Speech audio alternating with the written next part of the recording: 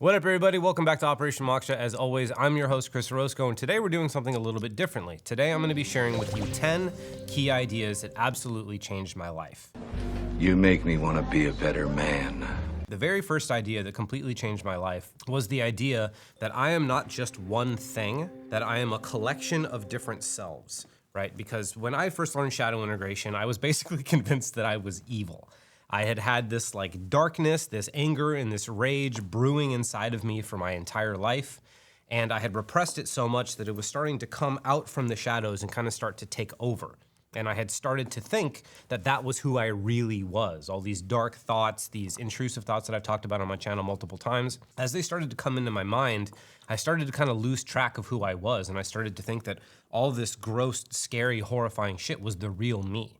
So when I was introduced to the idea that I am not just one thing, that I am a collection of selves, I was able to see that it wasn't me that was the bad thing. It was just one part of me that had become that thing, which feeds directly into the next idea, which is that all of these different parts that you are vary in degree of health depending on how well you take care of them. So not only was I set free from the idea that all these horrible thoughts were just the static thing that were me, but also I was allowed the idea and the compassion and understanding for myself that all these parts of myself that I was become aware of, they were only so unhealthy and scary and toxic and destructive and whatever else.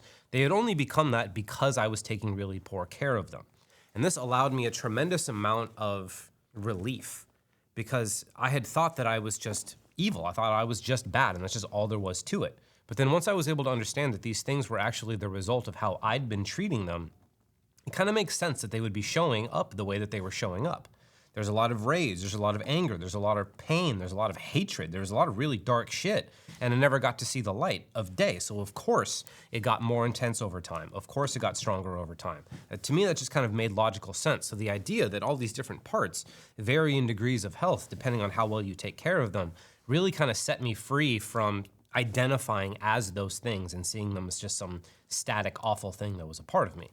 Now, the last idea in this first initial three, just to kind of round it all out, is that if you take any part of you that is unhealthy or has become destructive or whatever the fuck, and you treat it well, like a specific way, like you have to listen to it, you have to pay attention to its needs, you have to figure out what those needs actually are and then meet them over a long period of time. Well, I realized that once I did that, any single part of my personality, no matter how fucked up it's gotten, would become healthier.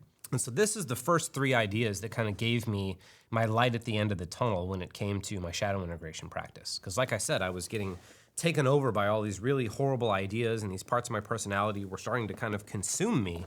But once I realized that those were just parts of me and not the whole me, and that they were only unhealthy because I treated them poorly, and then if I just treated them better, that I would get healthier, that was really the light at the end of the tunnel for me. That was the ideas that I felt that I could really devote myself to. And those are ultimately the three core ideas that helped me completely change my life, create my own shadow integration framework, and ultimately got me here to the point where I can teach you everything that I've learned by turning my life completely around. So those are the first three ideas, and those really go hand in hand. They could have been just one idea, but they're important enough that they deserve to stand on their own because they provided such unique catharsis and relief for me, and they gave me a way out of my situation that I thought was basically hopeless. Now, the next idea, the fourth idea, is the idea that the truth is all you have. And this eluded me for a really long time. You know, I always wanted to be true to myself. I always wanted to be authentic and I wanted to be the real me because I grew up on punk rock, and a huge element of at least the punk rock that I really liked is kind of like radical authenticity and being yourself no matter what. But this whole idea of the truth being all you have took on new meaning once I understood the first three ideas that led me to my shadow integration practice. Because after practicing shadow integration for a little while, I realized that all it really is the practice of getting reconnected to the truth that you didn't want to face at a certain point. When my dad died, I blamed myself for it. I thought I was bad for it. I felt that the world was a dangerous, scary place and that I was helpless to do anything against it. Those are the ideas I couldn't stand to face at 6. And anybody would be a little too underdeveloped to really face those ideas, but I certainly was. And so all those ideas went into the shadow and I just rejected them. And so for the longest time, I thought it was the repression itself that made those things get fragmented and more unhealthy. I used to say that repression is the mother of all dysfunction. However, I heard Jordan Peterson go a little bit deeper on it, and he said that the lie is the mother of all dysfunction. And that kind of brought it home for me in a new way. Because when you actually repress any part of your personality and it starts to become more unhealthy and all that sort of shit, it's because there's something that's true that you can't bear to face. And so you break away from the truth, and it's that truth that you can't handle. Like, yes, there's emotions behind it, and yes, there's all kind of like ideas and implications and all these things that come along with it, but it's really the truth. And so what shadow integration is, it's reconnecting to the truth that you couldn't bear to face. The truth of, I felt hopeless. I blamed myself. I thought the world was a scary place that I didn't want to be a part of. Like, once I was actually able to embrace the hidden truth within myself and become reconnected to it, I started to get more whole. And so that allowed the truth to take on a new role in my life. Especially once, again, from Jordan Peterson, I listened to his biblical lecture, and he talked about how that the conscience is essentially a metaphor for God, or God is a metaphor for the conscience, depending on which way you want to look at it. And it's like the conscience is this thing that tells you when you're not in integrity with yourself. It's this beautiful fucking internal mechanism that we have where when you are telling the truth and you're in alignment with who you really are, and you're telling the truth about what you want and what you don't want and what you think and what you feel, and when you are just the embodiment of your truth, you have inner peace. Your conscience is peaceful. Your conscience is silent. It doesn't really have anything to say because you are the embodiment of your truth. And when you're in the embodiment of your truth, any given area that's affected by that will become the best version of itself possible. Like, imagine if you had a relationship where the entire relationship is foundationally built upon the truth. That means you tell whoever you're in a relationship with the 100% truth, they tell you the 100% truth, and the relationship still works. Like, that's the most solid shit you can possibly imagine. And also on an internal level, every single time you lie to yourself, the part of you that holds that truth gets fractured off and you have to reintegrate it at a later date. And the longer you keep it fragmented and the more stress and tenacity and like pressure you put into keeping it hidden, the more it's gonna have to fight you. So every single time you fracture off from some element of the truth, it has a negative existential impact. It'll impact your relationships. It'll impact your energy levels, because all of that energy that you could have put towards doing the things that you truly want to do, now some of that energy is dedicated to keeping the part of you that holds that truth at bay. And so you feel better, you're lighter, you have more energy, every area of your life works a hell of a lot better. Now, the only warning here is that if up until this point you've lived out of alignment with the truth, getting back into alignment with the truth could be a pretty jarring thing, because to be completely honest, a lot of your relationships and a lot of your situations and dynamics and all these sorts of things will be based on lies. So as you address those lies and acknowledge them and get yourself back into the truth, some things are going to start to shift and change. Maybe some people will leave. Maybe some new people will come in. As you restructure your internal world to be in alignment with the truth, your external world will have to realign as well, and that can be quite jarring for you and the people in your lives. However, there's nothing I've found more worthwhile than coming more into alignment with your truth, because you get inner peace, you get energy, you know who the fuck you are, you know what you want to do with your life, and it's just everything just gets a hell of a lot easier. So the truth is really all you have. So the next rule that kind of changed my life was the Hermetic law of correspondence. Now, I'm a huge fan of Hermeticism. I love all the 7 laws, but it's really the law of correspondence itself that has had the biggest impact on my life, more than any other law or pretty much any other teaching from any kind of external source. The Hermetic law of correspondence states, as above, so below, as within, so without. And there's more to that law, but that's the basic points you need to know. And what that really means is that your internal world corresponds to your external world. And the way things work out there are the same ways that they work in here. I'm sorry, what? That can sound really abstract and heady, but in order to bring it down on a more practical level, what this really means is that in order to impact your external world, all you really need to do is rearrange your internal world, because they're the fucking same. And the way that I came to this understanding, before I even heard about Hermeticism, was this idea that it's not really an idea, it was an experience that I had when I was in therapy, like maybe 12 years ago or something like that. I was in a relationship with an ex-girlfriend and we were fighting a lot. It wasn't really healthy and it just kind of sucked. And I was in therapy and I had a somatic therapist, and he had me kind of like act out, like one hand was me, one hand was my girlfriend, and we were kind of like acting out this dynamic. And my hands would move in certain ways and they would like get in certain postures or whatever with my hands. I would just kind of notice this happening when I was acting out this internal drama. And I noticed that my internal drama between my hands was exactly the same as my external drama. And I was like, wait a minute, what the fuck? How is what's happening outside exactly the same as what's happening inside? And that's what kind of opened up my curiosity to this dynamic. And before I ever even heard of Hermeticism, I started playing with this. I was like, okay, so if everything inside of me is the same thing as outside of me, then what happens if I just address the shit inside of me? Will that change the things outside of me? And sure as shit, it did. It impacted every single element of my life. If I had a problem with someone in my life, I integrated the part of me that connected to them. That relationship either got better or the person left. But you could also do this with things like money, things like energy, things like success, things like whatever. All you have to do is think about yourself as a successful person. Think of yourself as someone who has a lot of money, and then all the different parts of your personality that are making it so that that's not true will start to surface. And if you integrate those parts, you'll learn, why don't I have money? You'll learn why you don't have success. You'll learn why your relationships don't work, because all these different parts of you are actually steering away from that which you want.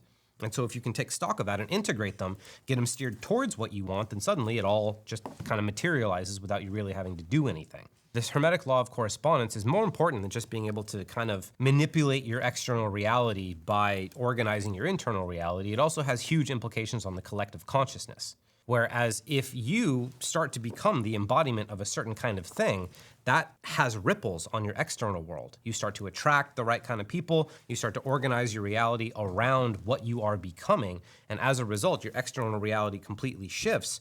But if you do that on a bigger and bigger level, you're having a bigger impact on the collective consciousness around you. More people are learning from you, more people are getting insights from you, more people are benefiting from your embodiment. They're becoming inspired, maybe a little bit more like you, and you actually make the world around you more whole, more healthy, more authentic, and just more of everything that I personally think the world should be. So we've got the law of correspondence, which states that like your internal world is always going to be a match for your external world. So all you really have to do is organize your internal world around what you want, and then you just kind of naturally watch it show up as if it's fucking magic or some shit like that. Magic! Magic! Next, we have the idea that your mind only does what it's programmed to do. This one may seem kind of easy, right? It may seem like a gimme, but this is worth going into because of its huge implications on every single area of your life. If you are experiencing a pattern, whatever it might be, and I call a pattern something that happens 3 or more times. If it happens twice and that's it, then like, okay, maybe you've got some shit going inside, maybe not, but if it's not happening anymore, who fucking cares?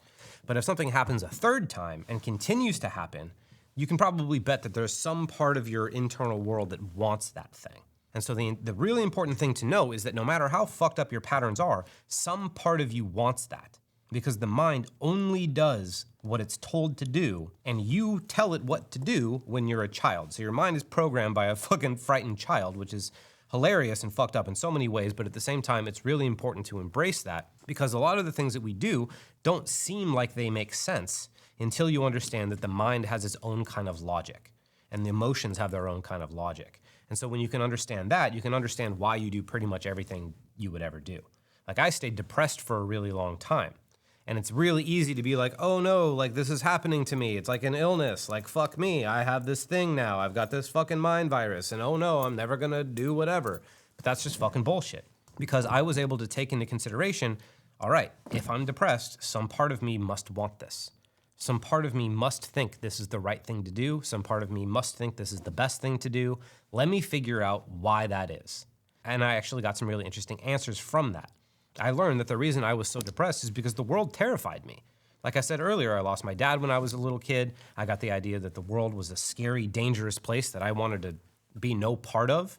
And so as a result of that, anytime I wanted to go do something, some part of me would be like, don't fucking do it. That's a scary, dangerous place out there. Just stay in bed, just get high and play video games, just fucking lay here for like a week straight if that's what you gotta do in order to stay away from the scary thing. So once I was able to do that, I was like, all right, let me face the scary things. Let me make up better plans for the scary things. Let me become someone who's strong enough to handle those scary things. And then guess what the fuck happened? My depression started to lift.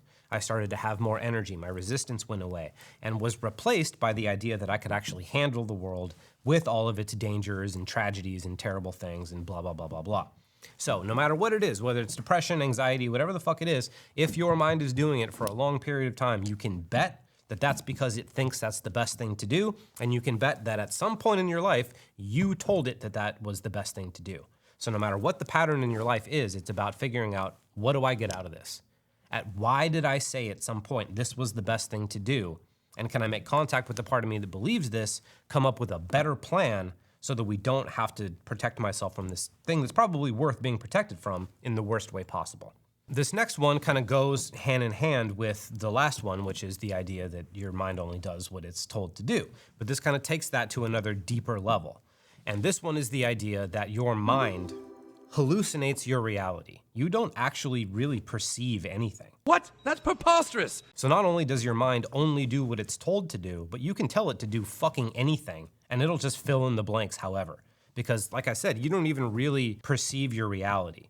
I was watching this really cool TED Talk done by a neuroscientist, and he was talking about how reality is constructed from inside the mind based off of a set of internal feedback loops based on what you think you've seen up until this point. So you're going about your life, you see a thing, you think you understand what that thing is, and then you file that in the back of your head as like, okay, there's that thing, here's what I think that thing is, and the next time you see it, your brain goes, here's that thing, here's all the context, here's all the ideas, here's what you can do with it, here's what you can't do with it, blah, blah, blah, blah, blah, and that just kind of is how it is until you challenge those things. So it's really important to know that, like I said with the last rule, is that if you program your mind to do something, that like, yes, it will start to do that, but you can also take this to a much larger level once you realize that your entire reality is a fucking hallucination. This actually really raises the bar on what you can tell your mind to do.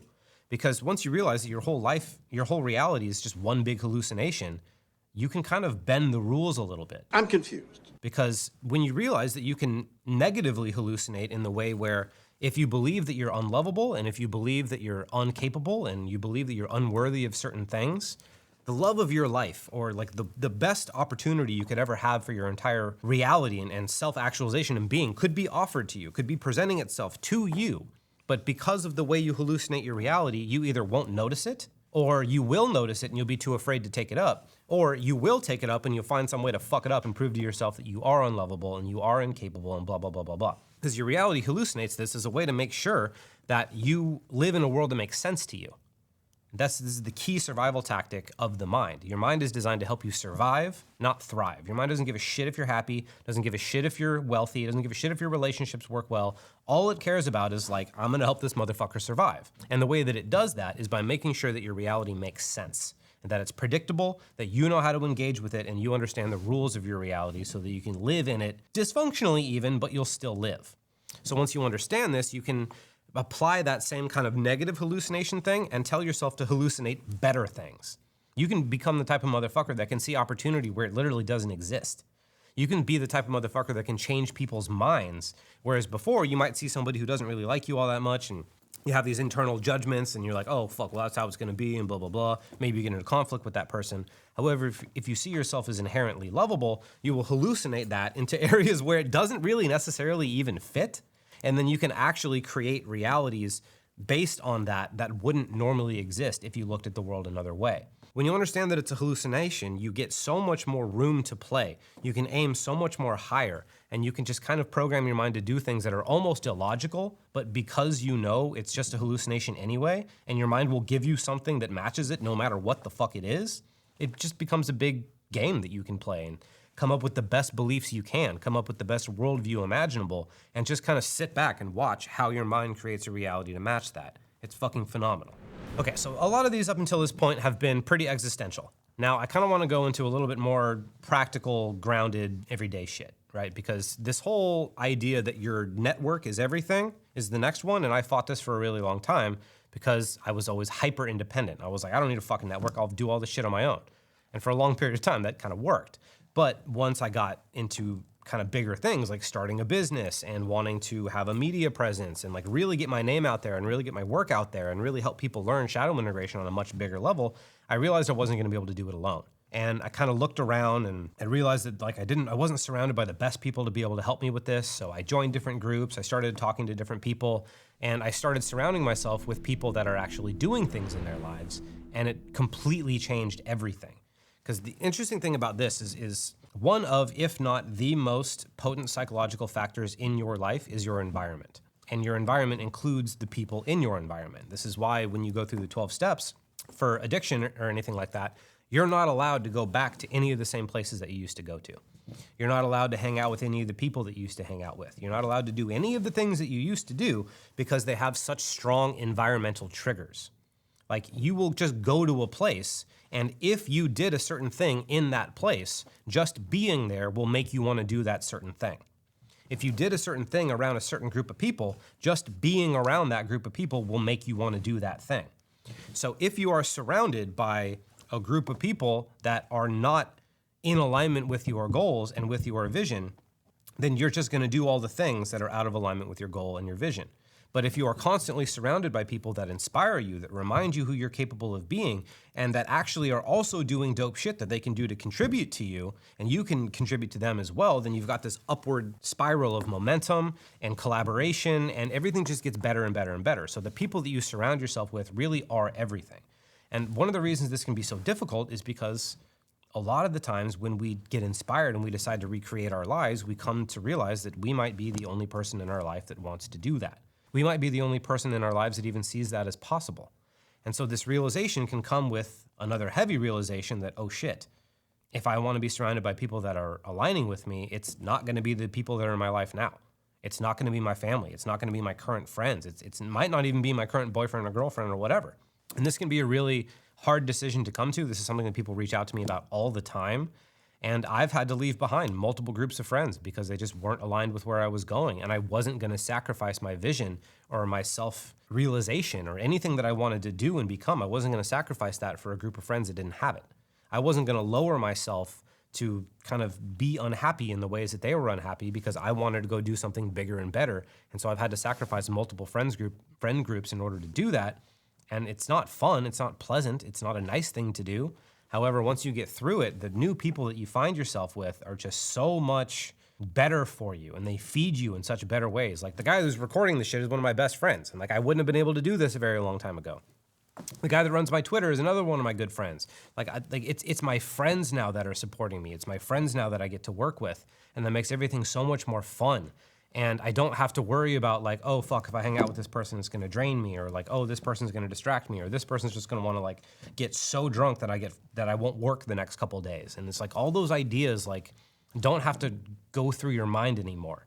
Instead, you're constantly just reminded of who you can be and who you wanna be, and you're pushed and propelled in that direction. So your network really is fucking everything. So this next idea is one that really had a huge impact on me because I kind of grew up hating capitalism. I was the kind of guy where because I was so afraid of the world, I didn't want to engage in it. I didn't understand certain things about the world and how wealth creation worked and how value creation worked and creativity and all these sorts of things until the idea that your success in life is dependent on the level of value that you provide for your community. That idea completely changed my fucking life. I didn't understand that before. I thought that like you get told, you know, that like people are rich because they like exploit other people and steal from other people and are generally shitty.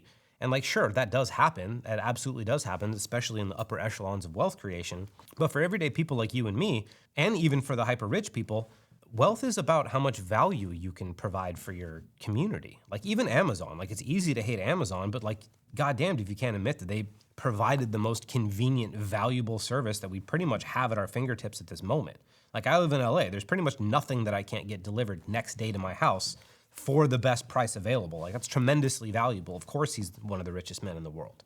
And so when I understood that, my journey of entrepreneurialism or whatever, instead of being like, how do I make the most money and having these really shit frames, because I see this with a lot of coaches and a lot of people that want to do good with their business, is they go into this frame that wealth creation is inherently exploitative and it's inherently bad. And so they go into business trying to do good, but they have it in their head that they have to do bad things in order to create wealth. And there's this internal conflict that for a lot of people, they never get resolved. And so they never actually get anywhere. But when you can understand that all that whole thing about wealth creation is only done through exploitation and blah, blah, blah, blah, that's actually just ideological bullshit and that doesn't actually fit in the real world. Bullshit! And that if you actually figure out what your gift to the world is and give it to the world in the best way possible for the best price possible, that you can make as much money as you fucking want to. All you have to do is figure out who you are, what your gift to the world is, and give it fully and freely to the best of your ability at a price that your audience can actually pay for, and you can fund the life of your dreams doing whatever the fuck you want. So that's what I did. So I thought I was going to be financially screwed. I've been broke for most of my life up until the last 5 years or so. But once I really understood that wealth creation was really just value creation, then all of a sudden I was able to take control of my financial future, get really excited about it, find a way to do it that was in alignment with my values, and ultimately just make my broke days fucking a weird memory. So this last one is another kind of like no-brainer or whatever, but it's another one that really changed my life and can probably really change your life as well if you're not the kind of person who already does this. Getting sunshine, drinking plenty of water, getting exercise, eating enough, all these sorts of things have a huge impact on your mental health. My mom told me this all throughout my childhood, but I was like, fuck you, mom, you don't know shit, blah, blah, blah, blah, blah, blah.